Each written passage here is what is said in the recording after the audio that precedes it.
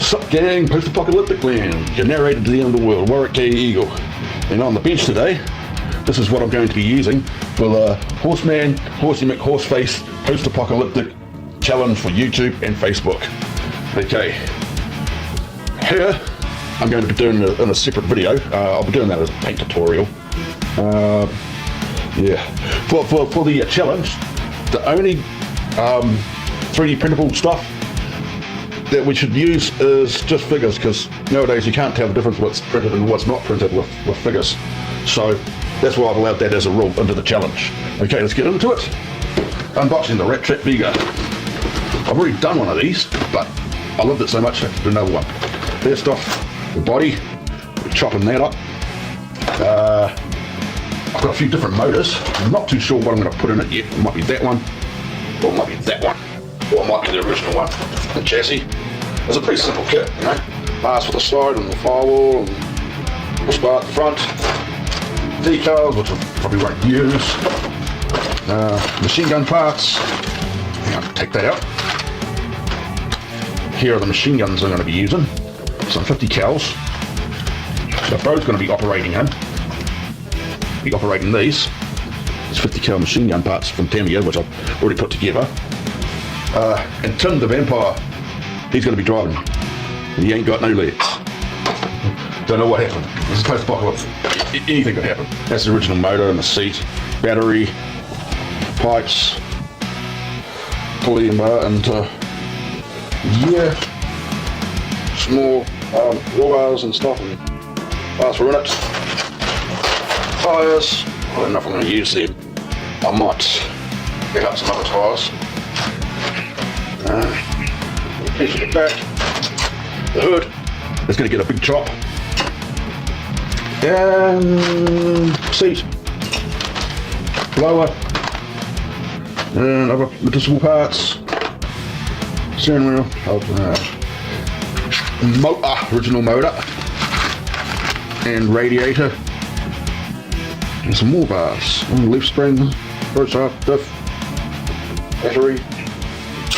Okie dokie, I'm gonna get into it. See you soon. I've done a lot of work on this engine and I'm really proud about it.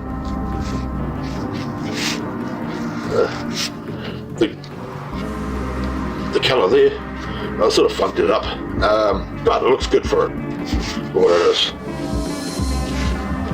See?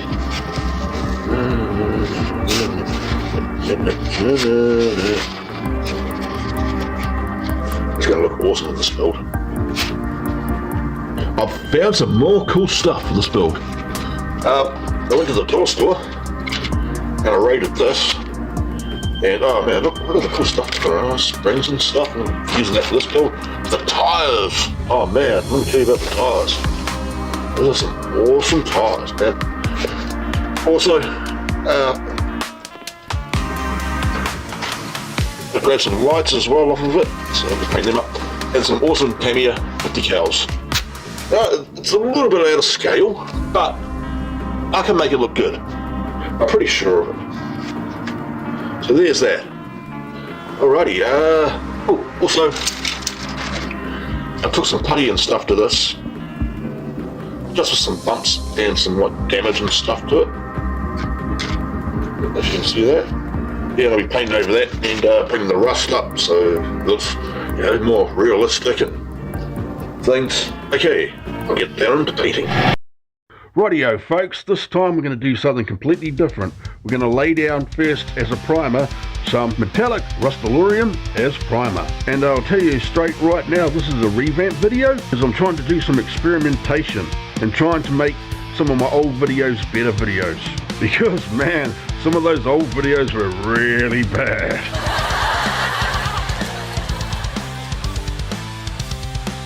I'm priming with some black Rust-Aluminum as well as some dark rust coloured Rust-Aluminum, and there's nothing wrong with using Rust-Aluminum, you just got to know how to use it properly.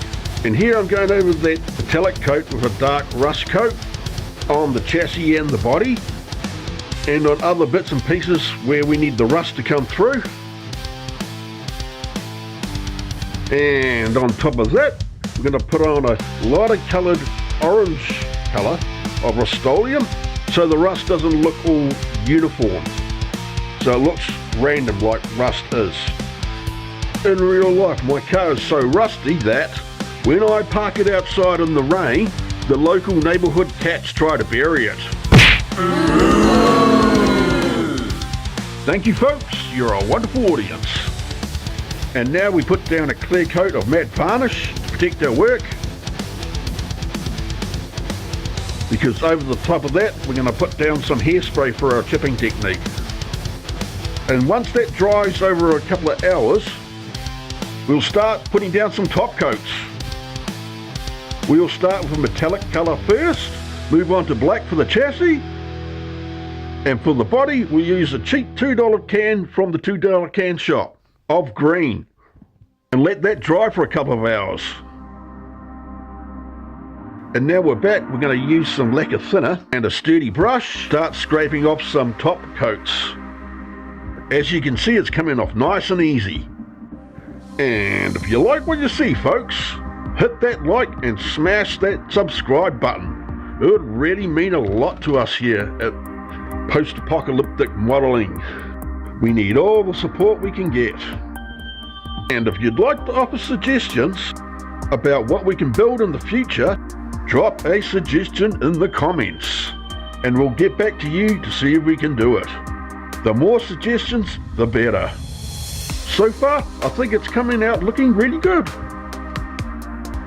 And now onto my homemade weathering powder. If you want to know how to make it, I'll leave a link at the end screen at the end. And to apply it to the body, we're going to be using some Tamiya enamel thinner. And just smudge that in. The grimier, the better. If you think there's too much, you can always wipe it away later. And remember, just take your time. Life's a struggle, not a race.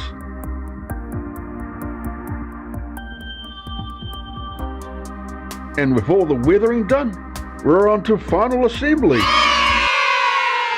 And here's the finished product. Lots and lots and lots of work on that motor. Lovely stuff.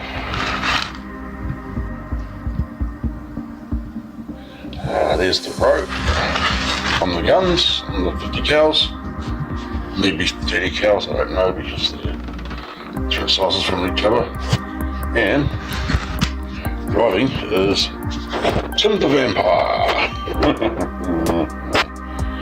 Yep, took a lot of work to do this. It looks nothing like what it looks like in the box. That's the box. I highly recommend this kit, and it was just so much to tinker with. It went from that to that, so pretty unrecognisable. Yeah, I'll show you around it. Fatties on it, stole them from another toy somewhere, from the dollar store. That's the bottom.